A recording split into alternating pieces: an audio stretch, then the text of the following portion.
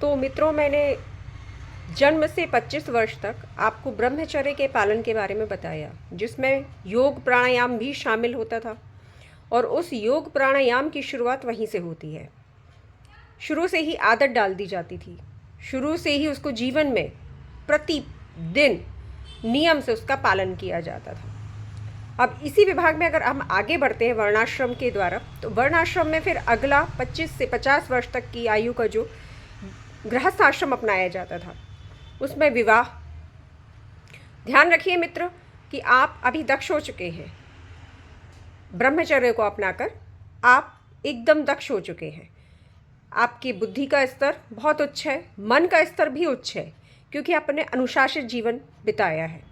अब गृहस्थ आश्रम की ओर जब वही व्यक्ति बढ़ता था, तो वह बहुत ही सावधानी पूर्वक अपने कर्तव्यों का, अपने दायित्वों का पालन करते हुए, चाहे वह अपने पत्नी के प्रति हो या अपने पति के प्रति, अपनी संतान के प्रति, अपने माता पिता, अपने परिवार के प्रति, समाज के प्रति, सभी कर्तव्यों और दायित्वों का निर्वहन करते हुए वह आगे उम्र में बढ़ता जाता है।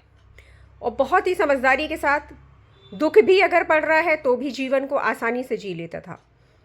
जितनी आवश्यकता उतनी ही लक्ष्मी की प्राप्ति अर्थात अर्थ या धन की प्राप्ति करता था और अपनी सभी कामनाओं की पूर्ति करता था और एक सद्भावपूर्ण जीवन जीता था, व्यवहारिक जीवन जीता था और अपने लक्ष्य, जो कि परम लक्ष्य होता है हमारा स्वयं तक पहुंचना, उस ओर अग्रसर हो जाता था। तो मित्रों, इस गृहस्थ आश्रम में वह दिन प्रतिदिन अपने सभी दायित्वों का निर्वहन करते हुए, ईश्वर की आराधना करते हुए, जैसा कि हमने सुन रखा है और हमने पढ़ा भी है कि 3 समय, सुबह, दोपहर और शाम, ईश्वर की आराधना का समय होता है। ब्रह्म मुहूर्त सबसे उत्तम समय माना जाता है, क्योंकि ब्रह्म मुहूर्त में उस समय प्रकृति शांत होती है। उस समय आपकी चेतना अगर जागृत होती है और आप ध्यान करते हैं, योग करते हैं, आपको बहुत ही लाभ होता है। तो मित्रों, पूर्व काल में क्या होता था कि संध्या समय में ही ईश्वर की आराधना, जब पूरा परिवार इकट्ठा हो जाता था, सभी कर्मों से निवृत्त होकर, भोजन पानी आदि से निवृत्त होकर, तो सभी भजन करते थे। इसका बहुत प्रभाव होता है, क्योंकि उसमें आपकी संतान भी शामिल है। आपको उसे अलग से शिक्षा देने की आवश्यकता नहीं है, वह आपके परिवार को, आप लोगों को देखकर ही सब कुछ सीख रहा है।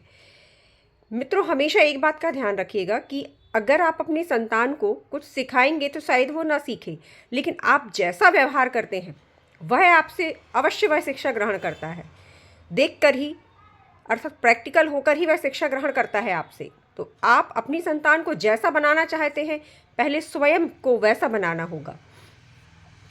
तो मित्रों, आशाओं अपेक्षाओं का त्याग करते हुए हम जब गृहस्थ आश्रम में आगे बढ़ रहे होते हैं, तो हम देखते हैं कि 3 समय की संध्या का वर्णन किया गया है। ब्रह्म मुहूर्त में भी उच्च स्तर का ऊर्जा विराजमान होती है।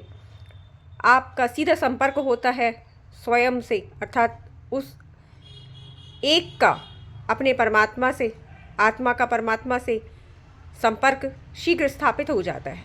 आप अनुभव कीजिए कि आप ब्रह्म मुहूर्त में जब भी योग या ध्यान करते हैं, प्राणायाम उससे पहले अवश्य करें। उसके बाद आप देखेंगे कि अनुभव में सबसे पहले आपका मन स्थिर हो जाएगा, बुद्धि स्थिर हो जाएगी और दोनों के संतुलन में आते ही आप साक्षात्कार के मार्ग पर आगे बढ़ जाएंगे। और दिन प्रतिदिन अगर आप नियम पूर्वक यही अभ्यास करते रहते हैं, तो आप बहुत ही शीघ्र आत्मा का परमात्मा से मिलन करवाएंगे। तो मित्रों, गृहस्थ जीवन में सद्भावपूर्ण जीवन जीते हुए, आध्यात्मिक जीवन जीते हुए और समाज में सामाजिक कर्तव्यों का पालन करते हुए भी व्यक्ति अब बढ़ रहा है।